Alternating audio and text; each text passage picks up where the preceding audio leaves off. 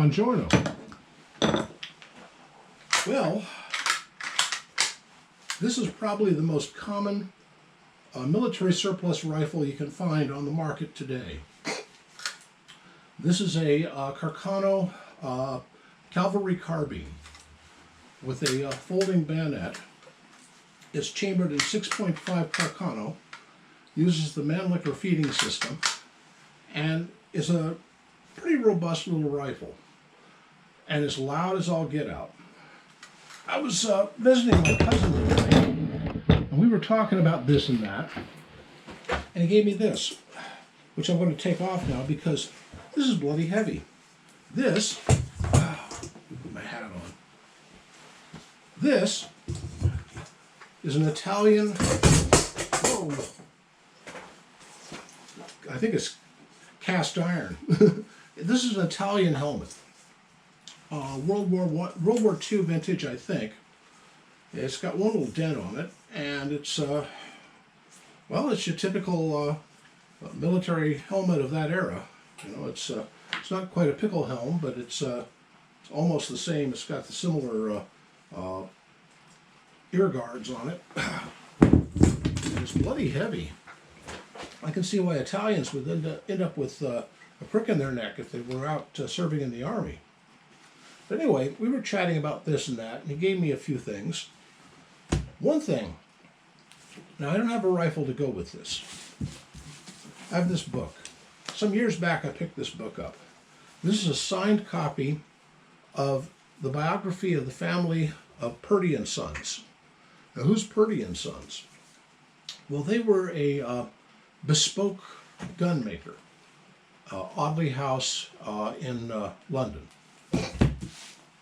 They are to guns what the Rolls Royce is to cars.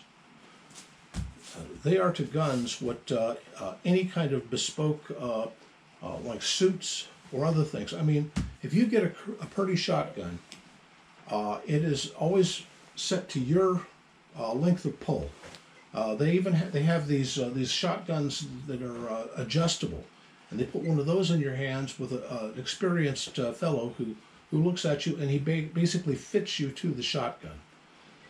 So when it's made, this shotgun is going to fit a man of just exactly your height, arm length, shoulder breadth, all of that. So it can go down through your family for generations and be an heirloom.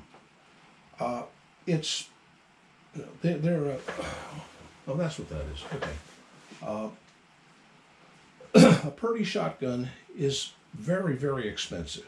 I mean, they're all each handmade. They're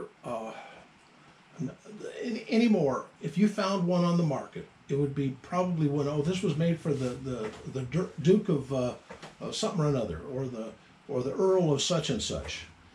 It's you know, it would be the thing for high-end, high-tech millionaires or billionaires, or royalty or aristocracy or something like that.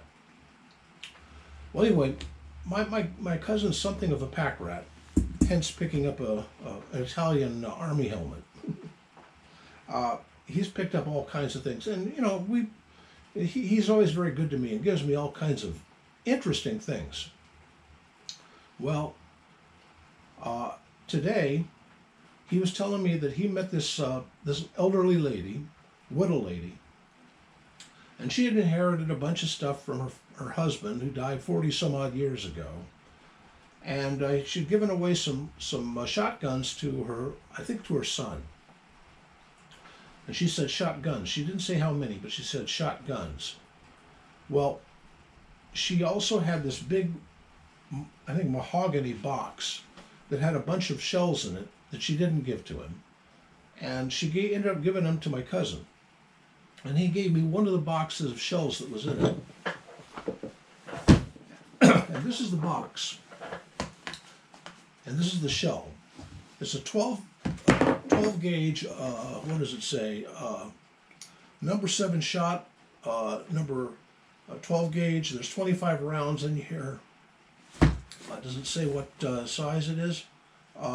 crimp closure cartridge, non-corrosive. Purdy, South Audley Street, London, W1. This box of ammo is worth, I don't know, it's to me it's priceless, but this box of ammo, it is not like your typical Winchester Western or other American-made ones.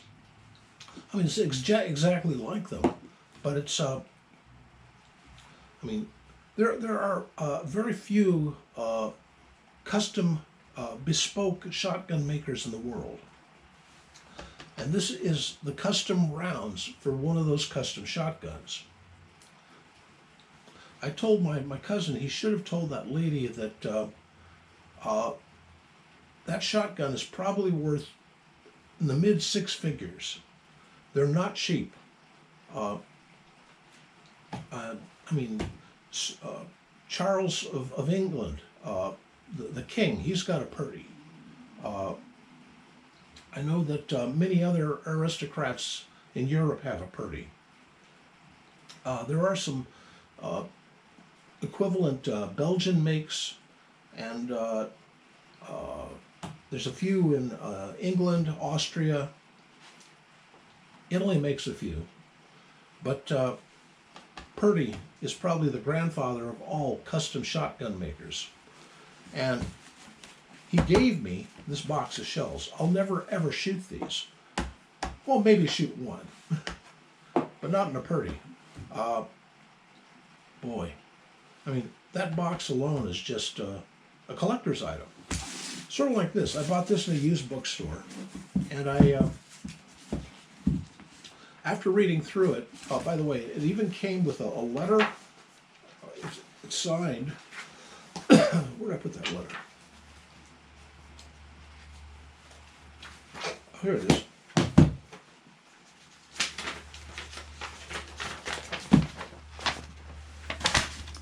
James Purdy and Sons, and it's sorry about the book we sent you, and it was lost in the mail. Here's a replacement copy, and the signatures on the book as well.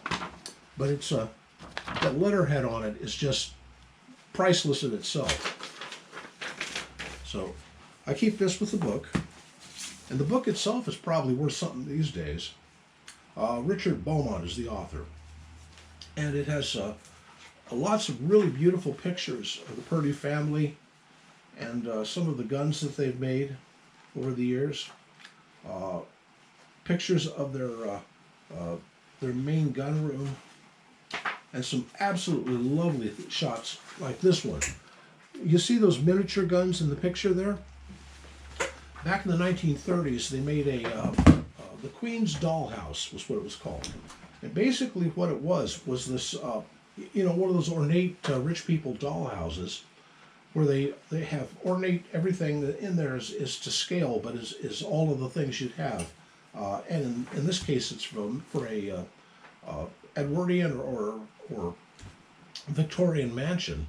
So you'll have the maid's quarters, the smoking room, the dining room, the formal parlor, the billiard room, perhaps. Oh, and the gun room. Those guns are for the gun room. Throughout the house, it had things built by different companies for that were just scaled down versions of the things that they normally sold. And Purdy made ones for the dollhouse. Those are all working guns, and they even made working shells to fit them. Like a 1/16 the size of a regular one. Beautiful things. But those things are absolutely priceless. They're now heritage things held by some museum in England. Well, I would love a Purdy one day, or something like a Purdy, but that is well beyond my pay grade. I'm just a dumb hillbilly. What do I know about such things, you know?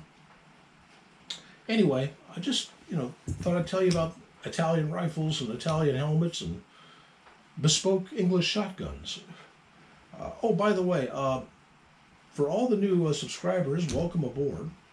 And anybody who's interested, well, there is that subscribe button down there. It's no skin off your butt, and I end up with extra subscribers, and that makes me feel good. And I'm trying to get up to around 2,000 subscribers. You know, that's no reason. I don't plan on monetizing this or anything like that. And if you do have a bunch of advertisements on it, make a note of the advertisement and don't ever buy them. That's just my saying on it. I just think that the internet is getting way too commercialized these days. Anyway, this is my soapbox for the day. This is my guns for the day.